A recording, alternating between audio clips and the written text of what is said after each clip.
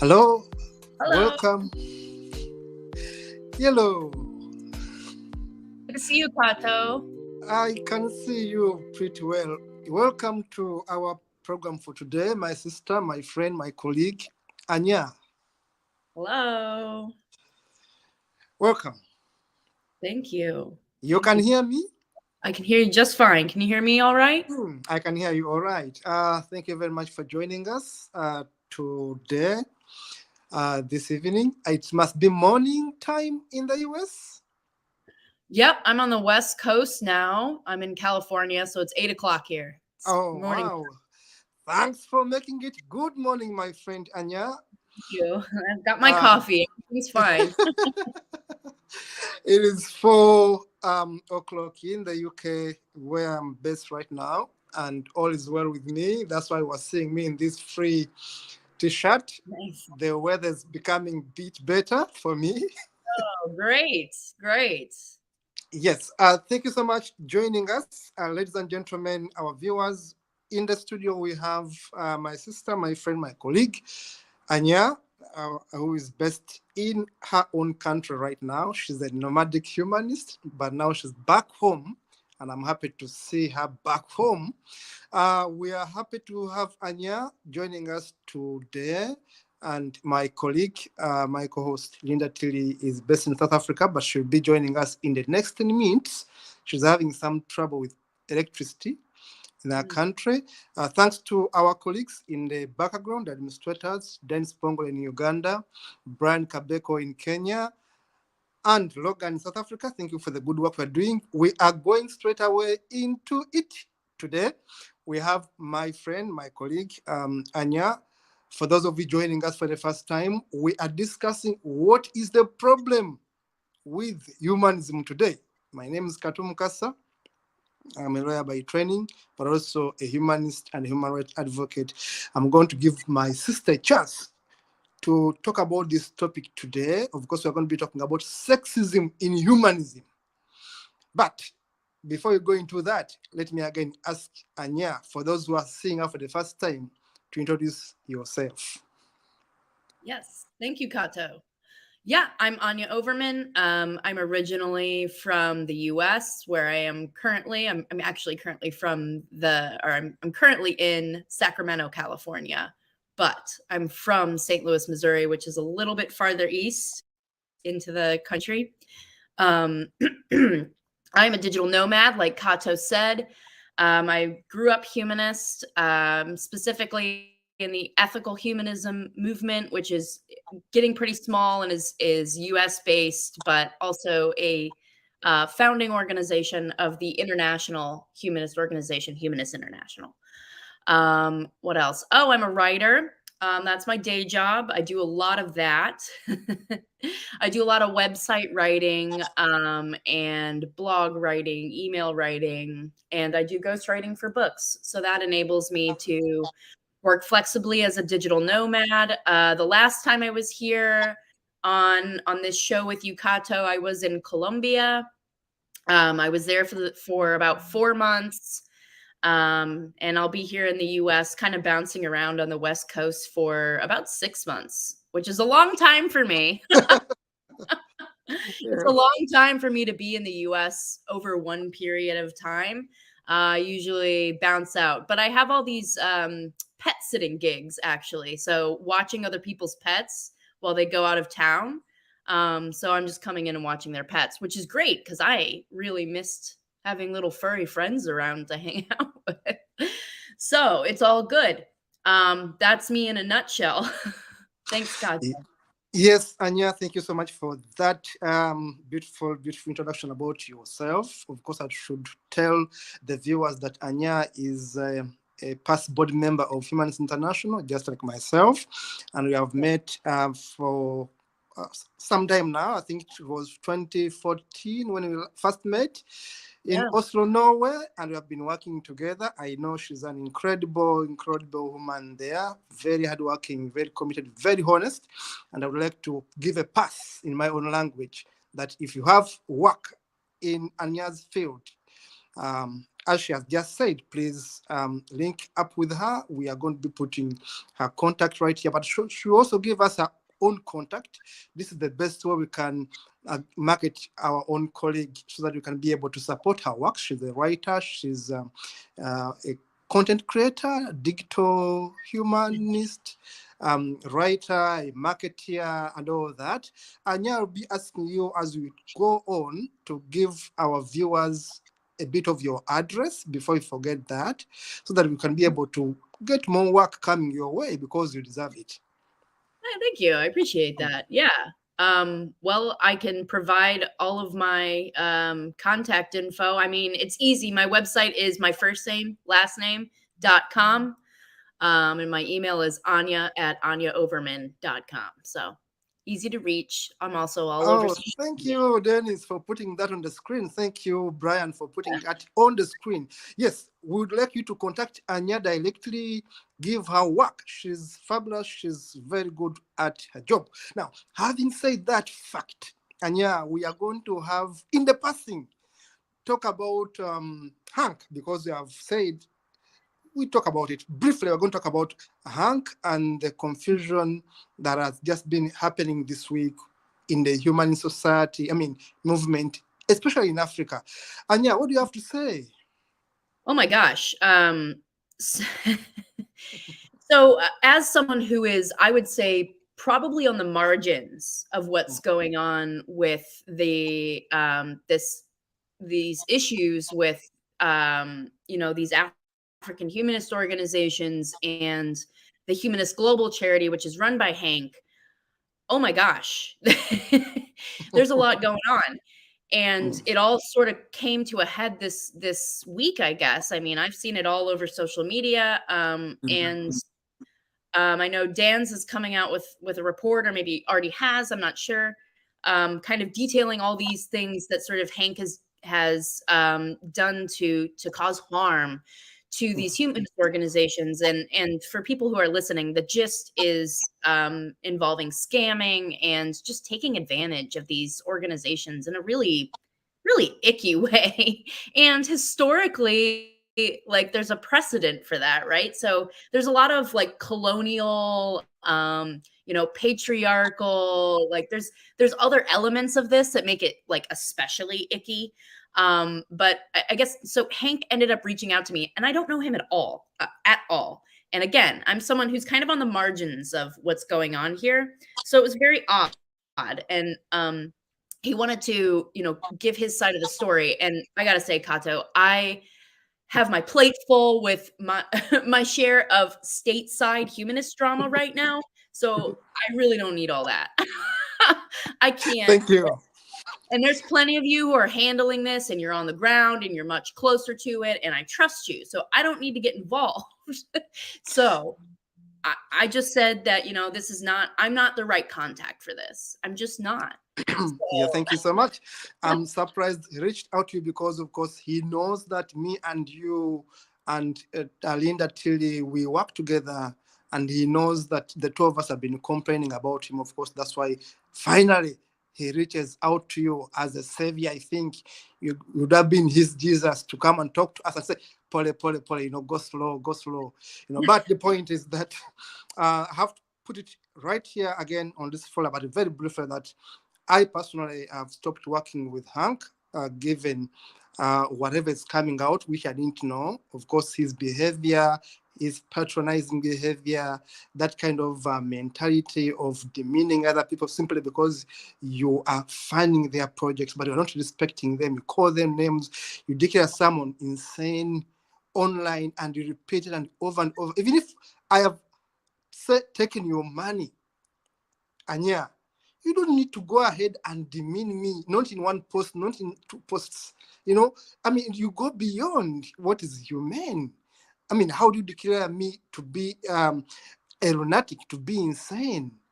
And then you don't even have any evidence to prove it. And you keep on haunting me, and you keep on writing emails to other people, telling them how bad I am. And you must be the leader, you must be the example. There are better ways of handling our grievances, our misunderstanding, than insulting each other online. And Yeah. again, when I mean, and as like I said, I'm on the margins of this, so I'm you looking don't at this understand, as an outsider, of and it course, looks really bad on Hank. it's I don't bad. know any of the details, and it You looks don't know. bad. And I'll not even tell you the details because we shall take more time on him, and I don't want to spend my more time on him.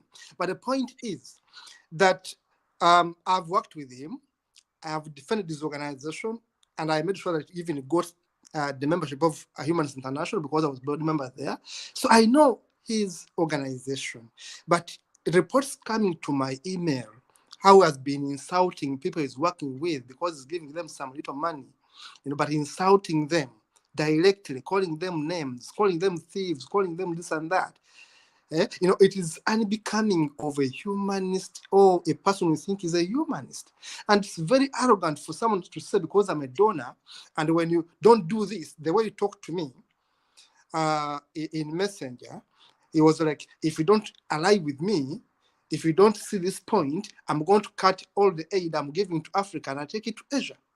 Now, Anya, if Red you want, flag, red that's a red flag. flag. If you're talking to me, who doesn't actually know your complaint, I'm asking for evidence.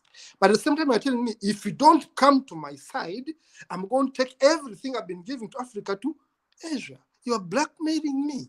Whoa. I haven't even understood the core genesis of this conflict. I'm just someone who's just entering it for the first time.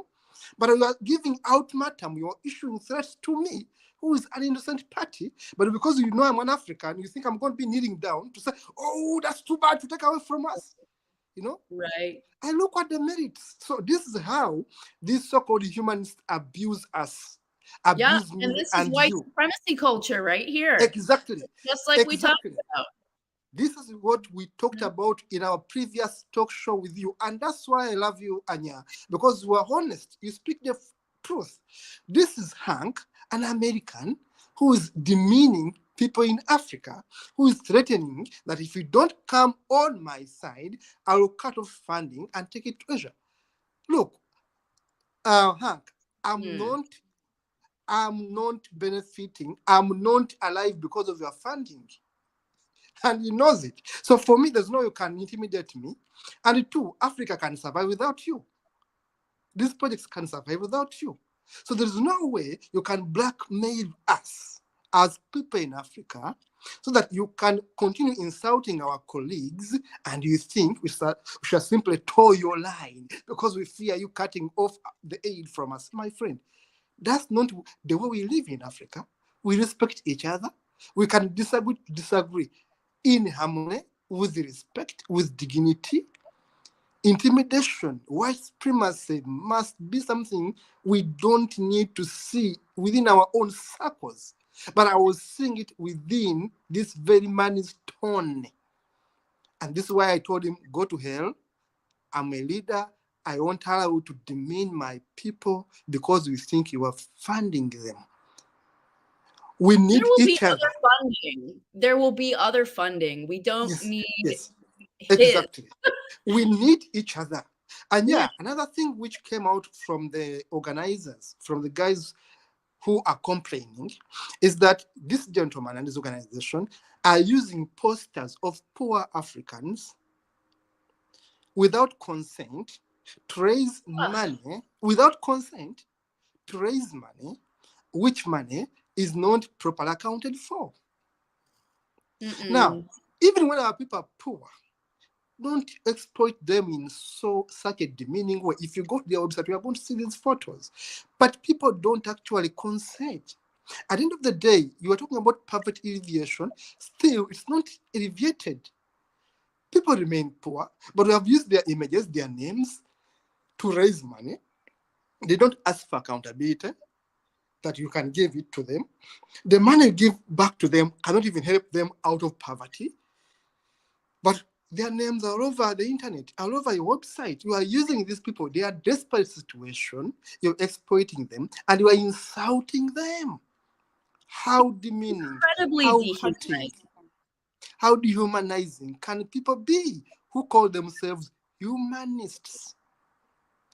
Come to Africa, exploit our people, take their photos, use them to your own advantage, and insult them. And you call yourself a humanist. This is why we're saying we are having a problem in humanism. People who claim to be humanists are, in fact, not humanists. They are True. simply flaunting the banner of humanism to achieve their own ends. And I should tell you this, Anya, these are my fellow Africans doing that.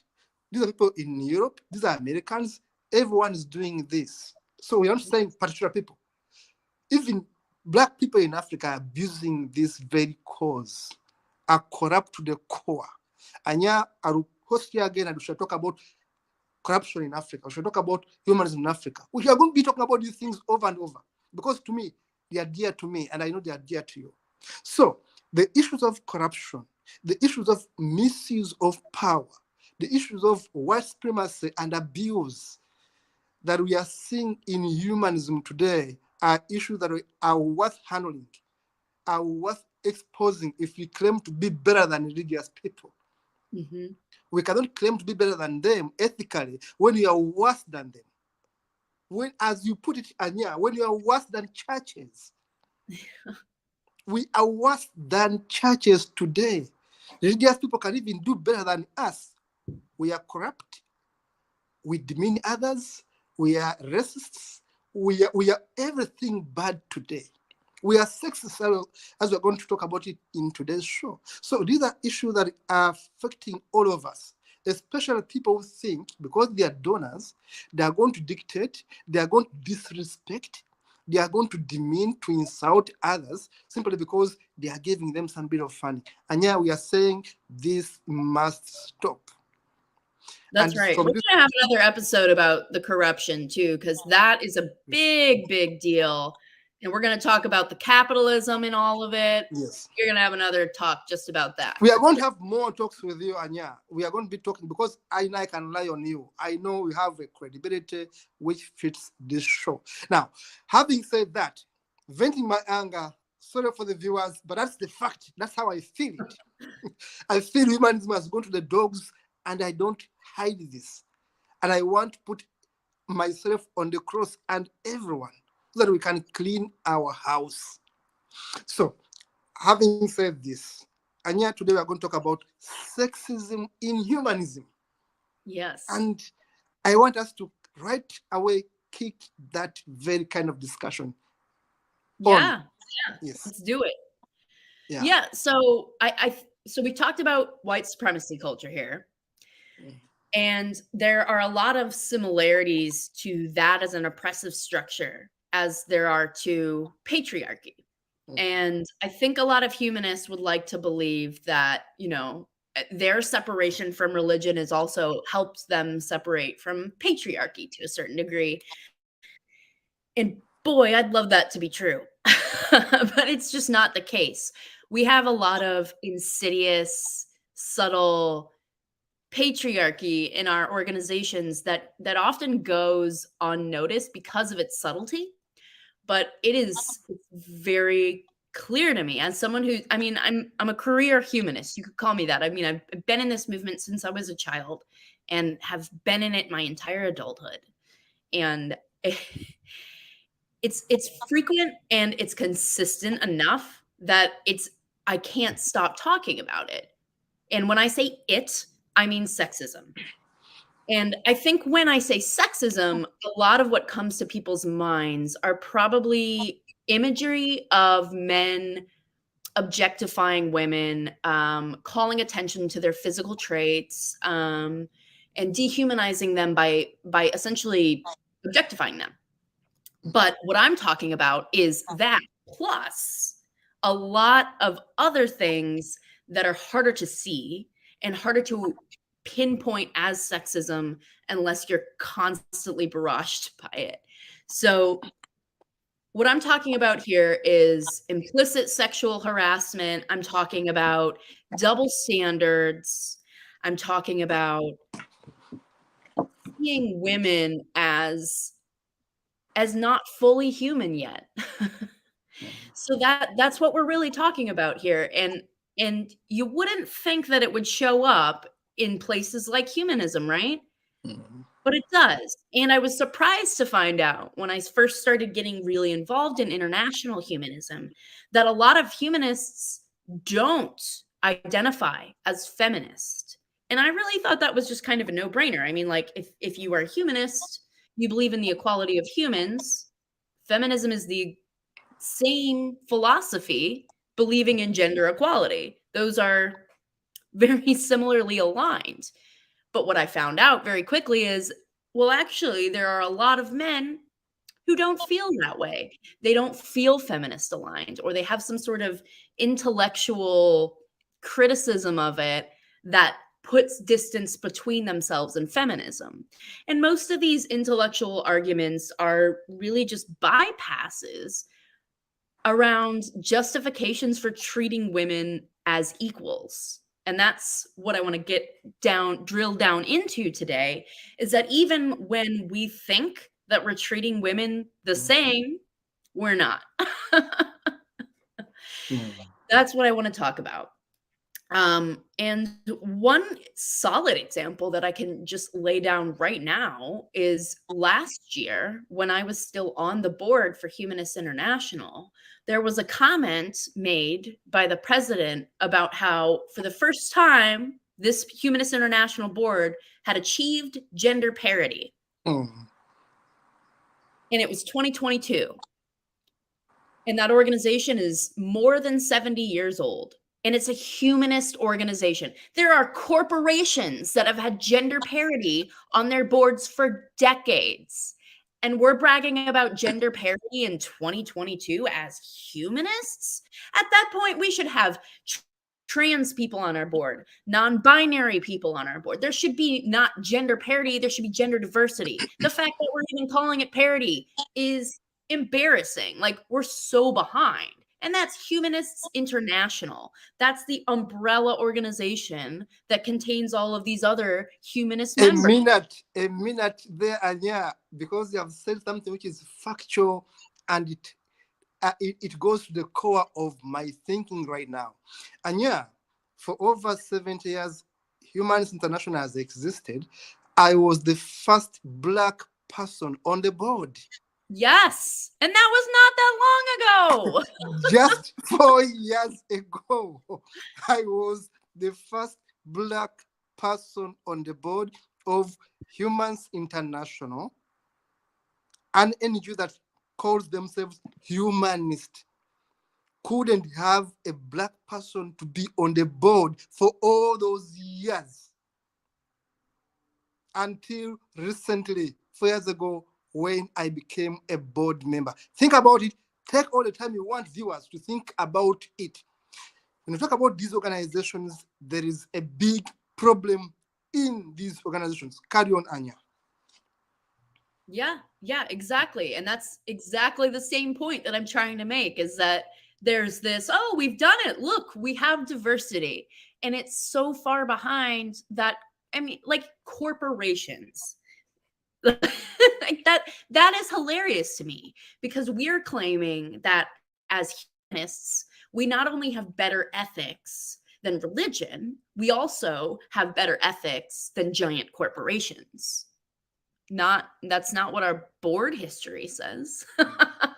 That's not what it says.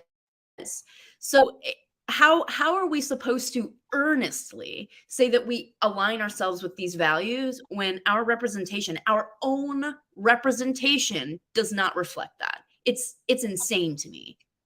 So all this time, we've had what? Mostly men, mostly white men, mostly European, mostly North American white men in charge at an international level.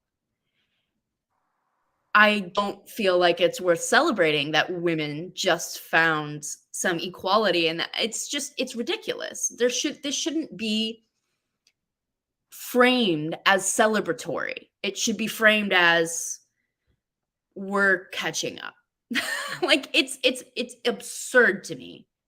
I mean, there's no non-binary people on any of these boards that I have been involved in. Well, there is now on the AEU that I'm involved in now. That's probably the most diverse board that I've ever sat on is the American Ethical Union Board, which has its own set of a lot of problems. But at least there's, gender diversity, not gender parity, gender diversity. So anyway, I digress. I want to talk about the way that women are perceived in leadership in humanism, because I've been involved now for, I mean, like I said, my whole life, but as an adult, probably, I don't know, like 15 years. And when I use the same values and priorities that we're supposed to use as humanists, that humanist men use all the time, I am perceived as aggressive, as pushy, as cold, as bitchy. Those are all these things. And I am simply doing the same things that humanist men are doing. And I am perceived really harshly. What is that? It's the double standards, right, Kato? I mean, Yes. I know that you see it too. Mm, mm. And it's frustrating as all hell because I'm trying to help. Yes. That's what I'm trying to do at the end of the Mm, day. I'm trying to help this movement. And when I have it tossed back in my face that, oh, yeah, when I look at you, I see your gender. And I want to pause here and just say that this is not just men who are doing this. Women also are fully capable of perpetuating these patriarchal double standards. Fully capable. And I see it every day.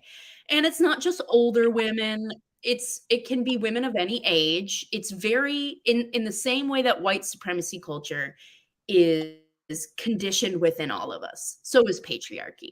So is patriarchy. And it's conditioned in me as well. I have had to take a lot of time to unlearn patriarchy. And Kato, I wanna walk my talk for a second. And I want to share a time that I really held a patriarchal value. And then I realized it was totally a patriarchal value and it was gross that I had it. So I was in college and I was surrounded by all these really very strong feminist women who were really helping me come into my own feminism. And I started, I was very sexually liberated in college. I like to sleep around. And I found myself falling into the same narrative and the same self-talk that men who sleep around fall into. I started objectifying the men that I was, interested in. And I eventually realized, like, oh my gosh, ew, why am I doing that? That's disgusting. Like, that's the same thing that men do to women. And I hate that. Why am I doing that? That's not mm, cool. So I stopped. And, there's been things like that throughout my life where I'm like, wait a minute, that's not cool. That's not that's not feminist. That's not gender equal. That's just flipping the script. That's mm, just turning the unfairness of sexism onto women, back mm. onto men. And that's not Yeah. what I want. I don't Mm, want to flip script. Nobody wants that. Nobody who's really, really pursuing gender equality actually wants that. So the whole like hatred of men, that's no, that's going too far.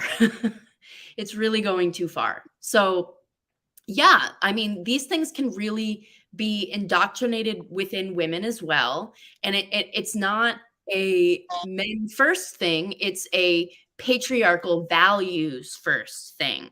And we can see this in a lot of different places. I mean, the US has a Supreme Court justice who got onto the bench because she was super patriarchal. She was is very, very anti-abortion and mm, very patriarchal values, very mm, fundamentalist Christian, really supporting, and she's stepping on the backs and necks really of other women to get to where she is today.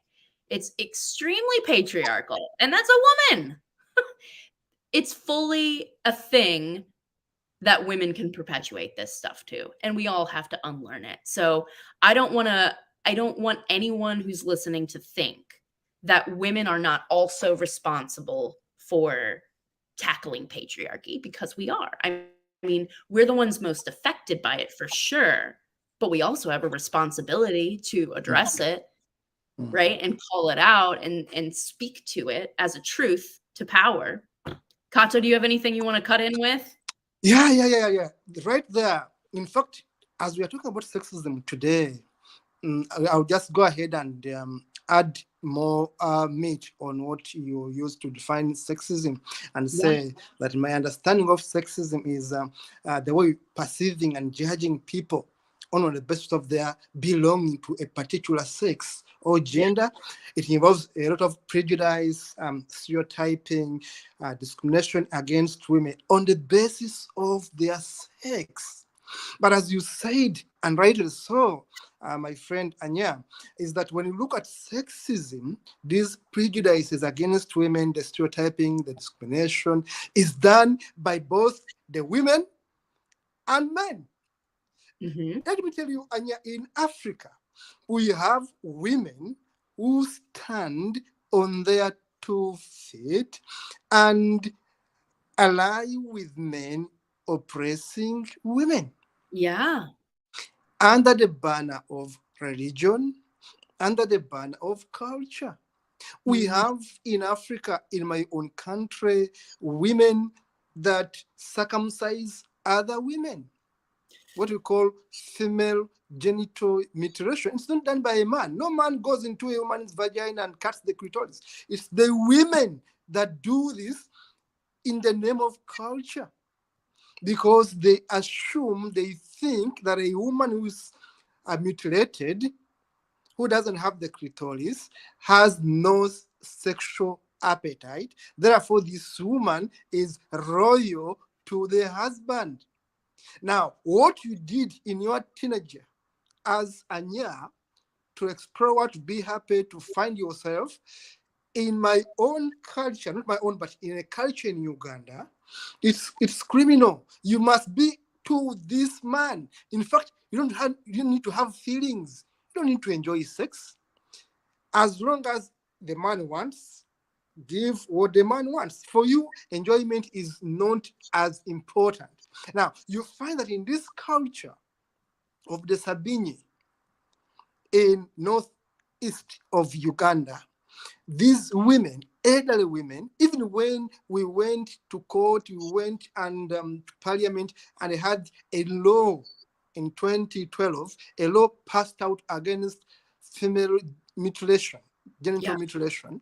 There is a law, but still these old women 60, 70, 80, still go and tell these young girls in the villages that, look, to be a woman, you must be mutilated. Your clitoris must be cut off to be accepted as a rite of passage in our community. Now, see, women against women. Now, I'll give you another example. In my own country, Uganda, we have a Muslim group of women, association of women, Muslim association of women, that supports everything the Quran says, including abusing women, including using the Quran to deny women their rights. As you know, I won't even go into details how much misogynistic the Quran is, how much paternalistic, how patriarchal it is against women. Now, we have women. We try to have a law changed in Uganda, which we call the Marriage Act, changed to favor women so that they can have property and all that. Muslim women marched to parliament and opposed the law that would empower women have access to certain rights. They were saying that whatever law that goes against Islam is against our religion, and we oppose it as women. Now, when we talk about sexism in humanism, I wanted to bring the examples of sexism in other settings so that we can be able to understand how even women themselves are the enemy of their own progress. Carry on, Anya. Yeah. No, that's totally on. And I really resonated with the law. You said it was passed in 2012 in Uganda Yes. about Mm. banning female genital mutilation, but Yes. there's still that cultural pressure Goes that on. the elderly women who are really pushing this Mm-hmm. decided to take that. They decided to play the culture card. It didn't Mm. matter Mm. as long as they're consenting, right? Mm. You can still coerce that consent by putting on that cultural pressure. So it doesn't matter when these laws change, because there are other avenues for patriarchy to find to really oppress women continually. And it's good that we make this legal progress. Don't get me wrong, we do need laws to change, and I'm sure there was overall less because of this law. There are consequences, so, or I hope there are consequences enforced. I'm not sure. Sometimes these laws go into place and then they aren't enforced very well, so they're kind of meaningless. But, to have the law changed at all, it matters. But again, we still have to tackle these slower moving social and cultural pressures in which patriarchy, rears its ugly head. And we have that same thing. We have that same thing in the US with women who are against our own progress. I mean, that's how we ended up having all these white women supporting Trump. I mean, we have, women that really and truly believe that like men should be in charge and women don't have, that they're supposed to serve a sexual purpose. It's insane to me. But again, we're all conditioned by patriarchy. Some of us, it goes deeper in than others, and some of us are able to uproot it faster, but we're all conditioned by it. And even, we're in very different parts of the world, and we have, we both have these stories about, really intensely culturally Welcome. rooted sexism. Hi, Hi guys, I'm really sorry that I'm late tonight. no Good to worries. see you, Anya. Good to see you, Linda. I'm glad you were able to Great. join us. Thank you. I'm so sorry I'm late.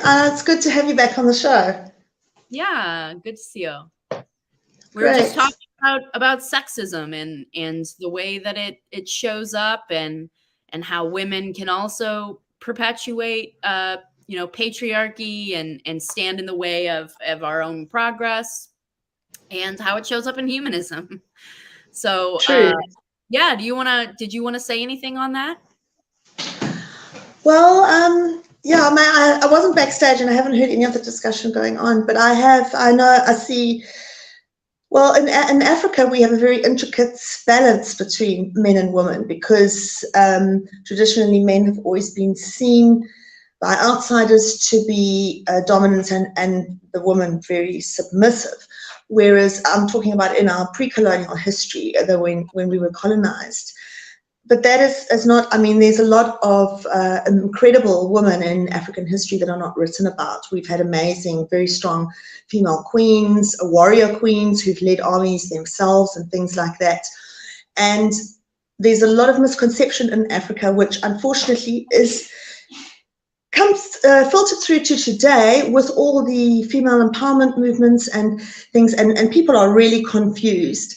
And the whole focus and dynamics in relationships between men and women, I would say, are very much in turmoil, especially on our continent. And, that's affecting future generations and the way the children are raised and everything. And it's very much become a case where our domestic violence against women has increased hugely, and it's almost, that is a pandemic in itself. I think about 13 women per day in South Africa alone are killed, and most of those are by people known to them, that is male family members. It's always, that it's become almost a way of life here. Now, for me personally, and very few people know about this, I was married for 17 years. I had a very brief second marriage, which developed into one of extreme violent physical abuse. When I put cases in at the police, I was told, in not so many words, that it's an African way to discipline a woman physically. So there was a very much that attitude, and I'm saying this from my own personal experience of what happened to me. During this time when I was in and out of courtrooms and I was in and out of all sorts of legal institutions and police stations and that, I met hundreds and thousands, not literally, but hundreds of women in exactly the same situation as me from every walk of life. And people tend to think that the dominance and this whole thing with men over women and women's roles and that is mostly in your poor or uneducated communities, these attitudes that are developing, but it is across the board. It is from your very rural people right up to your top people. I mean, I was horrified with some of the women that I met who came from extreme wealth and privilege and had well-known husbands or people. I mean, the person that I was married to was very high up in the banking industry and very well respected as a businessman. So automatically, my testimonies or anything, he was believed, and I really, really felt sorry because I would see women who were walking for kilometers and kilometers and catching buses and that to have finally got the courage to get restraining orders against men that were abusing them, and still nothing is done. I mean, court orders, I even had orders out for his arrest, were completely ignored, restraining orders and things. And there is definitely and that upper hand attitude towards a lot of men that women must know their place and they have to be put back in their boxes. And it's absolutely horrific to see, because me as a person who's educated and has an access to get to police, get help, get a lawyer, I was absolutely railroaded by the system. And the system in South Africa specifically is geared more towards protecting men than it is towards protecting women.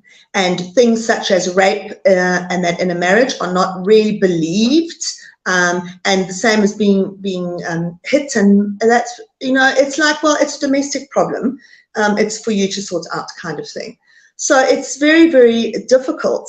Then we have the traditional value system where men and women, where men are perhaps seen as being aggressive or whatever.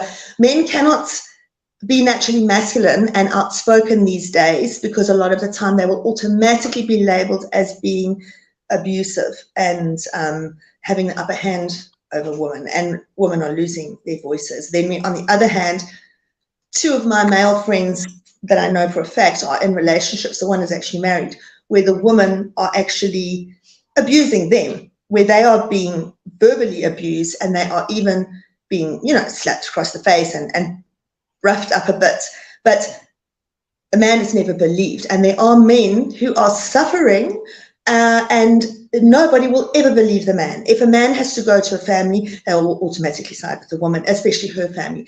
And there are men that are having their children taken away from them and a whole community against them. But meanwhile, it's the wife in the one case that is actually doing the physical abuse. And the balance is all wrong. It's completely wrong.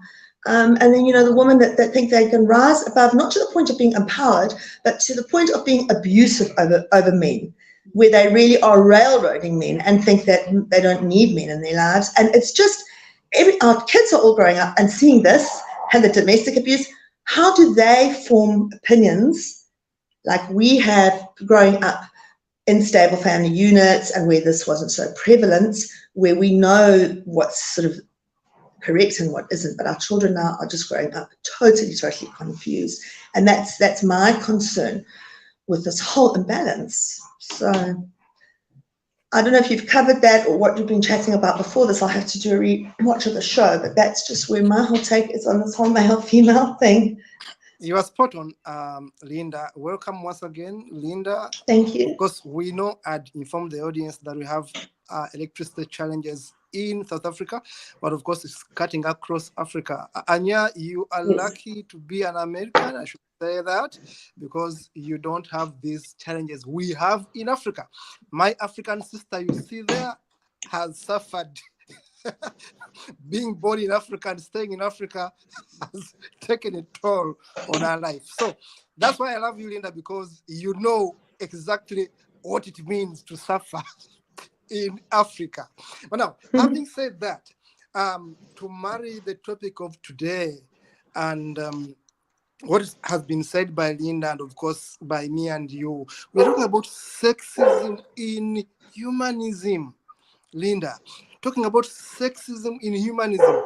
Anya gave us a good introduction into the subject matter of today, and I did give also a bit of introduction and explanation, giving examples of how women, because we're talking about sexism as perceiving and judging people basing on their gender or sex.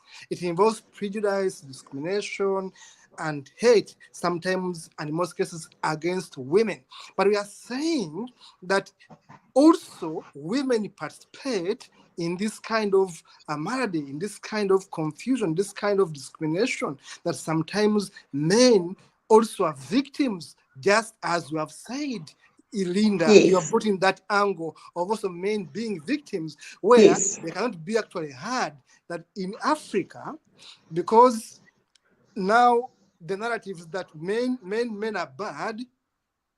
More often, even when a woman is the one who is in wrong, you are more likely not to be understood. So again, we see that sexism may also be having a negative undertone against men themselves. But having said that, I want us to go back to humanism now, more directly. Linda, before you came, I did give an example of humanism, the way we perceive it today. And me and you, Linda, we normally talk about this, and I will now inviting Anya into this kind of talk we've been having. That we have been saying, Anya, that humanism has been westernized. Yes, You know, it has. people have a feeling that it is theirs. They have the control of it. You know, they Sure. don't understand for us in Africa what it means to be a humanist, what humanism should be, how it should move. They want to dictate things. And yeah, I just gave you an example that in those years you said, from 1950s, when organized humanism was started in the US, your own country, now you can see 1950, right here we are. This is about 70 years. I am the first Black man on the board of Humanism International.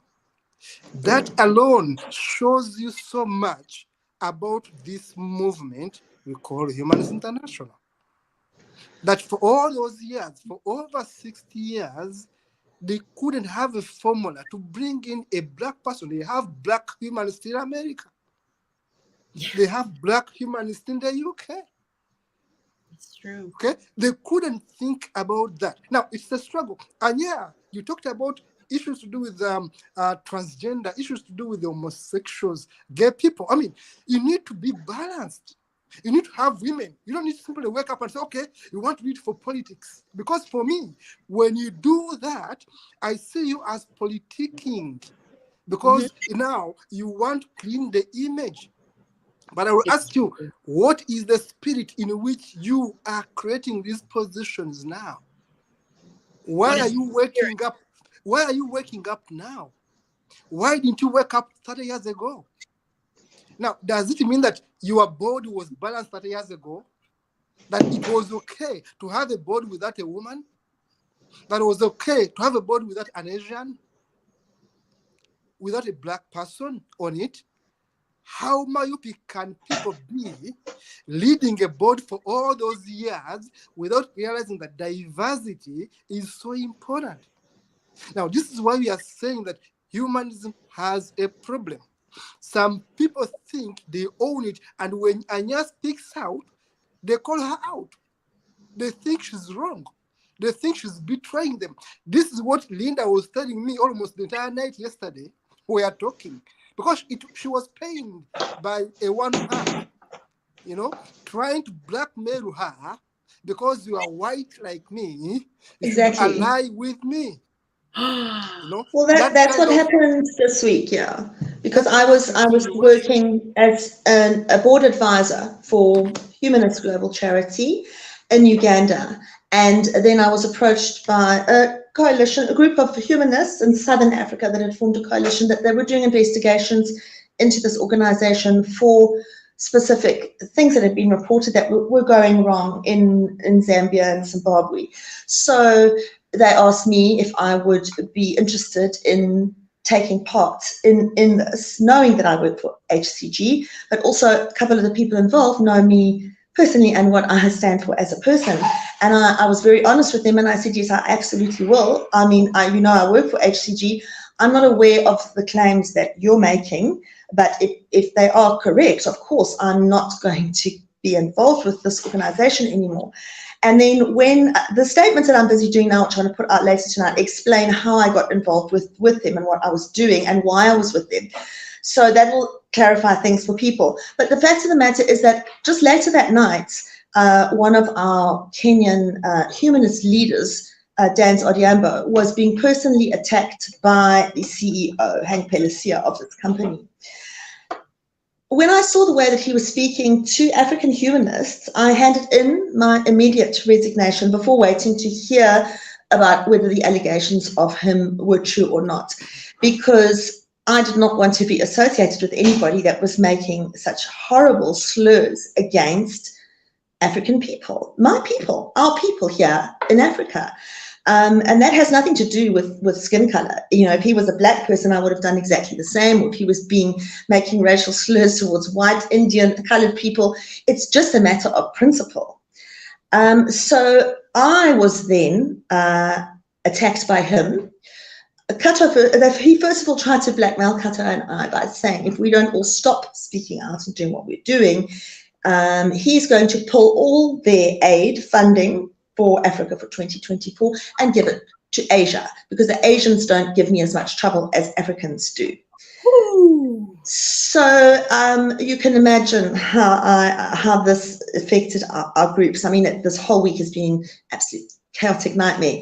But basically what's happened is that I stood firmly on the side of Dan Odhiambo, and Larry Tepper, who you know, Anya, because it's the one time that you and I came into contact, is when we were called in. There was a meeting with Humanists International about a year ago with Larry. Do you remember that? I do remember, yeah. I've always supported Larry. I don't condone or approve of what he's done, but my issue is that Larry was attacked horrifically after he had admitted to what he'd done and been punished, so to speak. He was suffering from incredible pressure, and he was being attacked by everybody on social media. And one of his friends had just recently committed suicide, and he was almost being also taunted about that, and his younger brother was brought into things. And I just felt, as a humanist, I have always supported and stuck by Larry Tepper, because I don't agree with what he did, but I don't agree with what he did being a reason for people to attack him personally, his family, and everything he has stood for. So now then my whole association now with Larry Tepper has been brought into it, because I have always supported, and Larry has been at the forefront of uncovering a lot of stuff that's been going on, and with the coalition, is that I'm now being classed as well, look who she hangs out with kind of things. And then I've got people on the other side saying to me, well, why was Linda working for such a corrupt organization? So I've just had to clear things up. But the thing is that I've been accused personally of being a backstabber and of being untrustworthy by the Hank, the community, because I, as a board advisor for Humanist Global Charity, did not follow company protocol by not getting involved with online slurs and not remaining neutral. I resigned and went straight over to stand on people's sides. But what I've said to Kato is that what this actually comes down to, it's got nothing to do with the fact that I was with HCG and now I'm on the side of the humanist groups. The bottom line is the fact that I'm white, Hank is white, and everybody who I represent is black. And I'm being completely honest about that, whether Hank knows it or not. It is the unspoken thing, and I have it in writing: you betrayed me. Now, how can I betray somebody who I've worked with for less than 2 years, with people in countries that I've lived in and worked in, and people that I personally know that all happen to be black my entire life? and in the humanist groups for several years before I even met Hank. It's nothing to do with my professional, how I carried myself professionally. It's the unspoken thing. How dare you? You're white like me, and we should be standing up against black people. And that is what it is at the end of the day. That is what I take great offense to. Because if you had to hear the story of what happened without any country names or races involved, or even knowing which continent it happened on, you would be able to see it for what it was. Whether Hank knows that or not, it's exactly what it is. And what's also come out through all of this from a lot of humanist groups, and I've heard it before, is that they don't like the fact that we have white people coming to Africa and acting as if they are colonial dictators and treating black people like children, which is what they do. There is an inbred kind of, they don't even know they're doing it, that because they're white and they're coming here with money, they've got the upper hand. And in Africa, you can't upset balances. The reason I got involved with HCG is because Hank pulled funding from a well-established humanist school group because he was annoyed with the people and blaming them for this and that.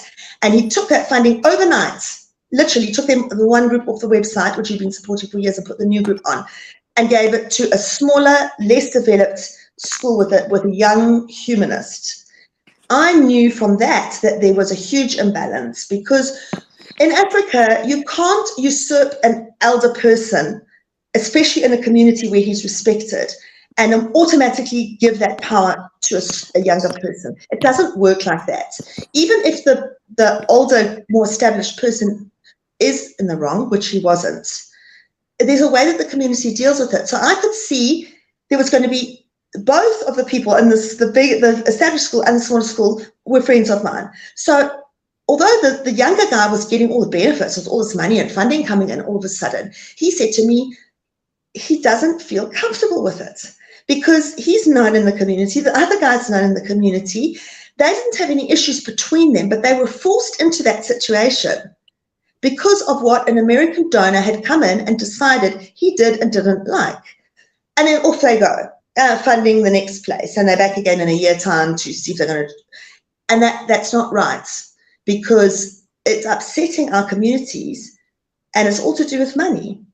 You know, the right way to do it is to go into communities and to meet with community leaders and other schools and to find out how things work before you just go in there and change things.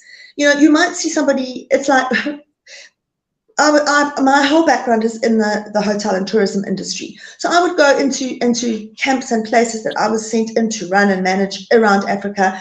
And I would see somebody like perhaps an Askari, like a security guard, who had the most incredible potential, who really passionately wanted to like get involved in the kitchen or something.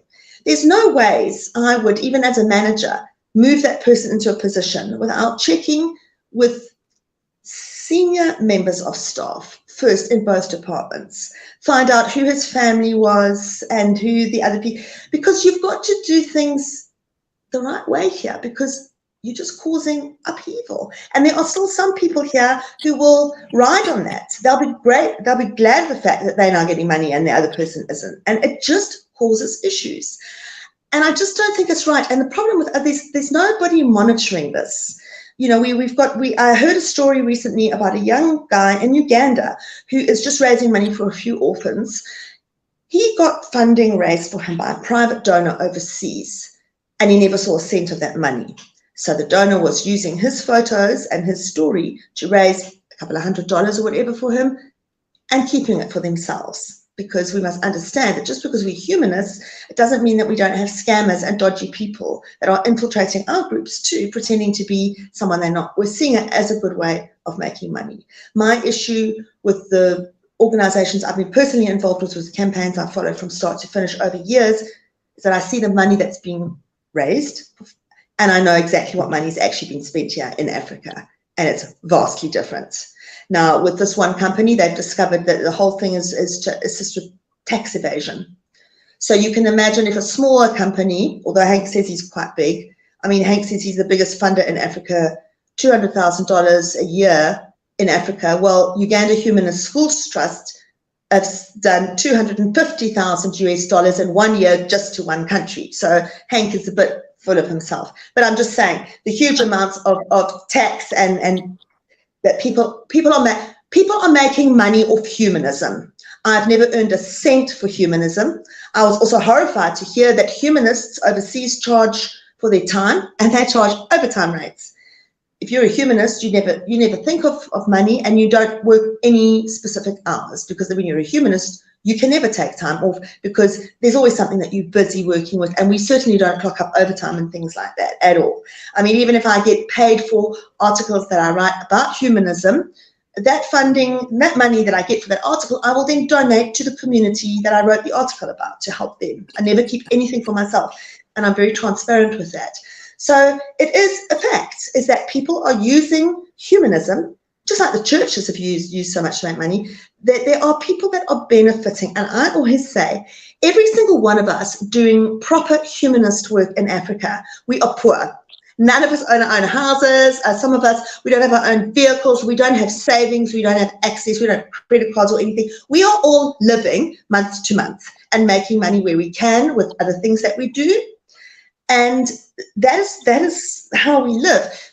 If you see humanists living a life of luxury with nice cars and staying in air-conditioned hotels and everything, then you know, I'm sorry to say it, but anybody who is especially doing this full-time like we do, mostly always out there in any circumstance, those people like Kato and I, we don't have any backup reserves to fall on. And we don't have spare money. It literally, your money in your bank account, it lasts you for the month, and then it's finished, and you go wait for the next lot. And you hustle and you do things in between, and you sell stuff and that to make a living. That's just how it goes here. So and those are the people that are the most affected. And I just got extremely annoyed when I see cases like in Nigeria where there were atheists at risk, especially after Deborah, the killing and the mob killings and that we're not getting help from organizations that say we help atheists at risk, and they don't. I mean, I had to secure private funding to help people and to set up a safe house in Kano in Nigeria, which is a very Islamic state. So not a safe house, but a place where somebody needed to be protected, where a couple of them stayed for a while. So I'm just saying is that another thing, Kato, you will also attest to this, is that so much of the hard grind work that we do on the ground gets credited to these international organizations. It doesn't bother us because we're not in it for fame and fortune and to have our names up in lights. But it's just annoying, not for me, but for people I work with, when we know that we have got a person to the stage of whatever, or we've helped keep someone alive or whatever, and then or rescue them or whatever, and then all the credit gets taken to the big international groups. That's very unfair for the people in Africa, because we are the ones here that are actually doing the work, and the people that I work with that don't ever get any recognition or credit for the work that they're doing. So I also don't like that fact either. And unfortunately it is. I said to Kato the other night, humanism has become a branded, packaged thing with a logo and colours and a little certificate and 10 things that you're supposed to, your life is supposed to be guided by. Humanism is not that. Humanism, you can't describe what humanism is, and it's not specific. I was saying to Kato the other night, it's like love. You know, you have a different love for your children than you had for your parents, and that love changes over time. Humanism is like that as well. It's very, humanism for me won't be exactly the same as it is for you or for Kato, because we're all different circumstances, different people, and what humanism was for me last year is perhaps different to how it is now, and it's different to each situation because it varies so much. Humanism is not something that you can contain and say this is what it is. And the problem is that that's what it is becoming, because it's getting very much a Western stamp on it. And most of our funding comes from the West and all our humanism literature. Now, Africa is the cradle of mankind. Africa is where all life began. Humanism started in Africa. We've always had it, or Ubuntu, or Muntu, whatever you call it in our different languages. If you try and think about it, it's exactly how African people are without outside influence. Looking after yourself, caring for animals and the environment, because you're living there. You're not going to pollute the rivers and chop all the trees down.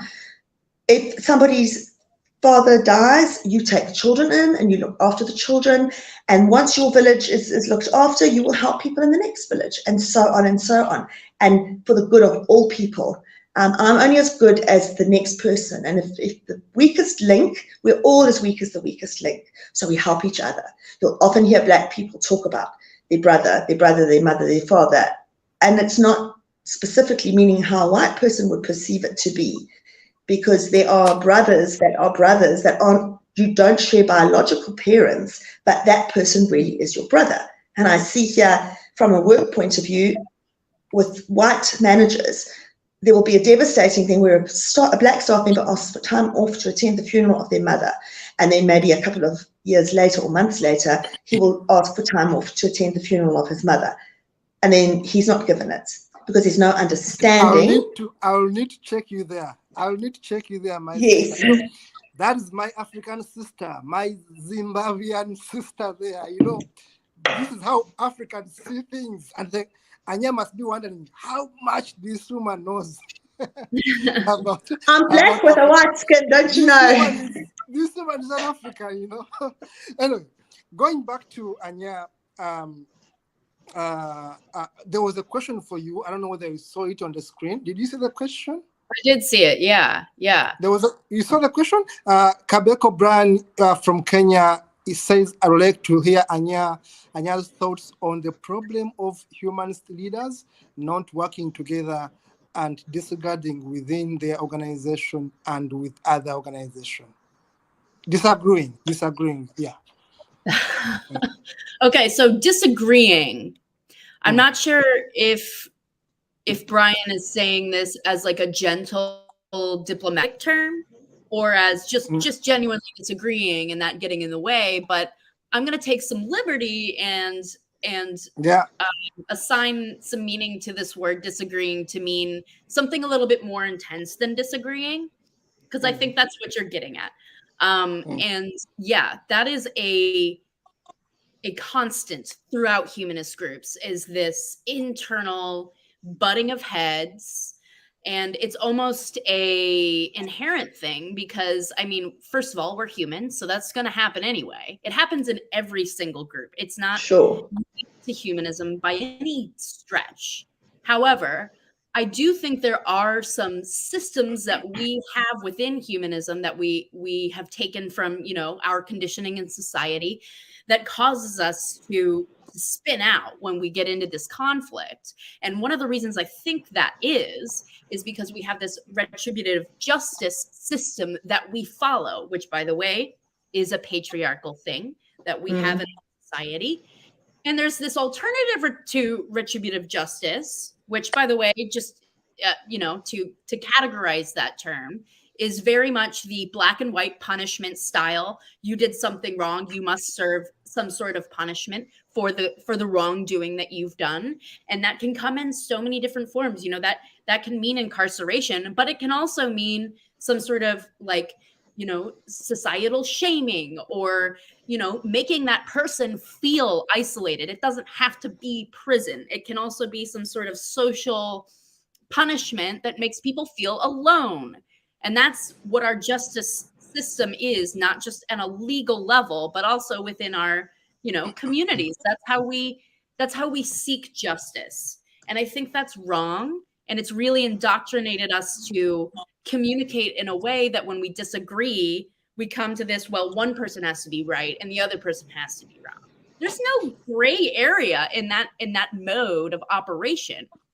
So one thing that I've found is a worthwhile adaptation to sort of avoid all of that black and white thinking, punishment-driven justice, is restorative justice, which is a very long-standing form of justice, very much an indigenous-driven style justice. I know the Maori people really made a push for that in New Zealand, which, by the way, I've got a New Zealand coffee mug that I'm I see. But they made such a push for that in New Zealand that it's now part of the legal system in New Zealand. At least for juvenile justice, they use this style of justice to put things right. And the major differences between retributive and restorative is that restorative seeks to put things right for everybody, not just victim and offender. It's not categorized in that way. When there has been wrongdoing or harm done in the community, the whole community has been done wrong, and everybody must have it put right. And that means coming together as a community and finding out, okay, what are the needs of the person who has been harmed? What are the needs for them to have this put right? What are the needs of the community for this to be put right? What can the offender do to put this right? Because there can always be something for us to move forward. And this process of finding these solutions is so much more healthy and driven by this desire for us to come back together after harm has been done. Harm will always be done. Mistakes will always be made. We're human. It happens. So it's not about preventing it beforehand. It's about how we deal with it once it has happened. And that's something retributive justice doesn't address. It doesn't address those harm. It makes it seem like harm is just something we can stamp out if we stomp hard enough. But it's not. It'll always be done because we're human. It just happens. Mm. Well, this case with Larry Tepper is a perfect example of that in the humanist community. It really is. It really is. And that is in retributive justice is the way that Humanist International operates. If you do wrong, exactly, that's what happens. Exactly. You have done wrong. I shouldn't say if you have done wrong, because there can be perceived wrongs, and I could go into. Well, then the question comes in: who gets to say what is wrong and what is right? Exactly. That's also a blurred. It's dependent on the person, and there again with humanism shifting. Sometimes you don't change the goalposts or rules, but it's different to each situation. I mean, I was thrilled to see that Larry's been reaccepted into the Zambian humanist community. Everybody's aware of what he's done now, and he'll never do it again, because if he does, he'll get called out. But the restorative justice, exactly what you say, Anya, it is what works. I think as humanists, we should be the ones that set the precedence with that. We can't just axe people from groups and refuse them doning because they were involved with this or that. That is not humanism. That is not humanism. And yes, for a so-called respected humanist to carry on bad-mouthing people up to 3 years and telling all other donors, don't support this person because of that, it's not affecting the person, it's affecting people on the ground, the poor people that need that money and help. Yeah. Yes, Linda. Yes, Anya. Thank you so much. We have exactly 8 minutes, and I'll be giving 3 minutes to Anya and, of course, 3 minutes to my co-host as we wind up. But I want to use 2 minutes to say, one, that Anya has brought something very pertinent to my heart. The way, for example, Humanist International handles disagreements. Because this is indirectly what Kabeko Brian was asking. How do organizations handle disagreements within them? If I have a different opinion, if I'm outspoken as Anya is, and I am disagreeing on policies here and there, why do you use draconian policies, draconian laws to exit me? I mean, I speak this on behalf of Anya. Even if you don't speak on this, I will speak on this. It is not fair to hide behind laws and you expel someone, you dismiss someone elected in an international organization without a fair hearing. That is not fair. It is not fair to hide behind laws. As a lawyer, you must say laws must be humane. Even when you have a constitution, don't use your kangaroo constitution to simply have your way, to simply get rid of someone because someone is criticizing you. If I'm working for an organization like Humanist International, I must have the right to criticize you. I must have the right. You cannot simply gag me and say you cannot criticize this organization. It's not right. And of course, even if I've done wrong, let there be a fair hearing. Let there be a right process through which you can handle disagreements. So to me, when you talk about sexism, it goes back to how Anya was treated. I said, even if Anya, you don't talk, me, I'm going to talk. Because at least I know how we are treated. Because they will say, for you, you are defending yourself. Now I'm going to be your lawyer on this and say, it was not right. Even when we have a constitution, even when we have laws that stop us from doing certain things, we should have a fair hearing. We should be able to have the humane faith to say someone is a board member, someone deserves to be heard on merit. So one is going to say sexism applies there. Do you discriminate because I'm a woman, because I'm young, because you think anyone can treat me the way they can? I mean, come on. These are things we must talk about in humanism, destroying humanism. We have 6 minutes as we conclude. Anya, to you, and then closing by Linda. Anya, to you now. Way forward on sexism. These are questions that I also had, Kato, when I was removed from Humanist International. Yes, I disagreed and I had criticisms, but as James Baldwin said, to paraphrase his words, I deeply love America, so I insist on the right to criticize her. I feel the same way about humanism. I deeply love humanism, and I insist on the right to criticize those within the movement who do not align with our perceived and claimed values that we purport. And so I had these same questions when I was removed. Is it because I'm, young and a woman and my tokenization only went so far? I know they wanted me because I'm young. I know they wanted me because I'm a woman. I wouldn't have helped them achieve gender parity if it weren't for this. So yes, I had those same exact questions. And I'll never really know. And because we don't have a restorative justice system to go about this, addressing these things, I'll never know. I'll never know whether, really what really went down. I mean, I was ghosted. And that's part of the retributive justice thing, is that when you're cut off, you're out. And that's what we do in humanism. We shouldn't be doing that.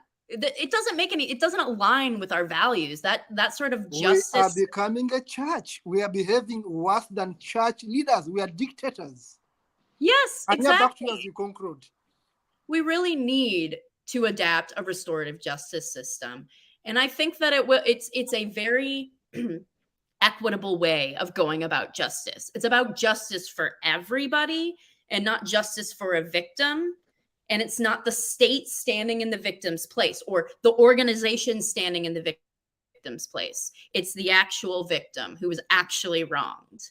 So that's my closing parting thought for today, is restorative justice is something that humanist organizations should be pursuing as means for addressing conflict internally, because we don't want to push people away. By the way, where do these people go when we kick them out? Where do they go? They have nowhere to go. They might go back to the church. That might be more reliable community for them. And like Kato said, like if humanist organizations are looking like worse than the church, then what's to stop people from going to the church?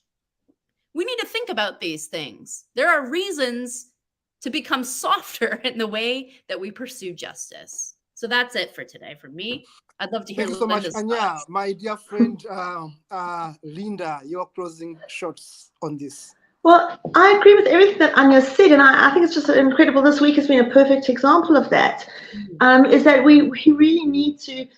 My thing as well is that unfortunately people get tarred with the same brush. So, I mean, I didn't associate or connect with Anya previously because she worked for an organization that I have issues with. So I automatically classed her as being like them, kind of thing, which is very, very wrong of me, because Anya is a complete opposite. But I would never want to get to know her because I just thought she's like they all are, and she's absolutely not. And then I hear her story and see how she has suffered, and because she wasn't and she stood up, she was just cut.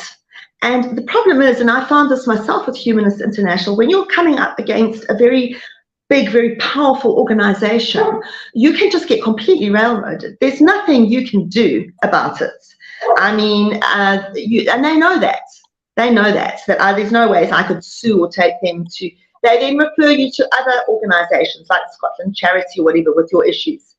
My issue with Humanist International is that they weren't just concerns I had about their financial control of things here that I could see were amiss. Not even the money, the vast amount of money. It was the human aspect. I can tell you categorically, and I will say this in a court of law with backup, that they themselves have been responsible for human rights violations as humanists in Africa. And by not doing things and by lying or not being honest with people or by omitting things. And unfortunately, they hide behind things, you see, because they have the power to do it. It was totally shocking to me that I went with honest truths and things I was concerned about to fellow humanists for help and had it all slammed in my face and was basically told, we are not going to be entering into any further correspondence with you. We will be ignoring your emails. We will not be, just like Hank now, the way he's been bad-mouthing people. To me, that's not humanism. That's not being a humanist. I'm sorry. It's not being a humanist. And unfortunately, it's things like that that are so starting to filter through and cause a bad name for humanists and atheists in Africa. And it's also being an open gate for people who try and get in here to perhaps scam you out of money or to abuse the system. And it's causing so many problems for us, you see. So the fact that this whole humanism movement in Africa has recently just started in the last few years and it's becoming known by more and more people, I really feel that we in Africa need to somehow, we have to stop this little fire before it grows into a wildfire that engulfs the whole continent, and then it's distorted the whole view of humanism. And I'm just talking from an African perspective, but I can guarantee you that our fellow humanists that we don't even know in places like Asia are probably having exactly the same issues, you know, and in these other continents, they have to be Kato. You know, when I look at the mismanagement and the way that the Mubarak Bala case has been handled, I worry about the people in these places like Pakistan and that are being represented, where there is no freedom of speech, where they don't have groups that support prisoners and the family of the prisoners, where they aren't allowed to speak out. What is happening to the Mubarak Balas of the world when organizations of a certain stature, and I'm not pinning it on any one organization, are so-called managing these cases and backing these cases? If the management of the cases and the way it's being handled is incorrect. And if I go to an international organization with my ideas of what we could try or work, and I get the door slammed in my face, they love to say it's because you're trying to push somebody out of a position because you want that position, or you're doing it because you want to make money or whatever. It's the go-to for these kind of people because they don't understand humanism. I don't want to usurp anybody from their position. I don't want to take over any humanism thing in Africa. I don't want to do any of that. I just want to carry on being me, Linda, doing my own little thing. I'm not doing it to advance myself in any way. But they will put it like that as an excuse to people. Oh, that's what she's like. That's what she's doing. She couldn't get her way, so this. And I mean, I've been accused of smear campaigns against people when I'm actually not. I'm just making people aware. I'm not going out there advertising it. But I'm telling truths about people. People who are blatantly lying in Africa are accusing me of having smear campaigns, trying to destroy their character, you know, and that kind of thing. But there's no recourse. We just, what can we do? Which is why we're getting this coalition together where we're going to start tackling these things. Because if they've got a list of dodgy campaigns and people that they refuse to support as donors, Africa's also now going to start a list of having dodgy donor organizations and international organizations that we will or won't do business with, and if we do, it will be on our terms. And the attitude, well, you should be grateful because you're a poor continent that you're getting money from us and do it our way, it doesn't cut it with us. We want to be able to mutually, rules that work for us in Africa might be different to rules that work for them, how they do their donations in Asia.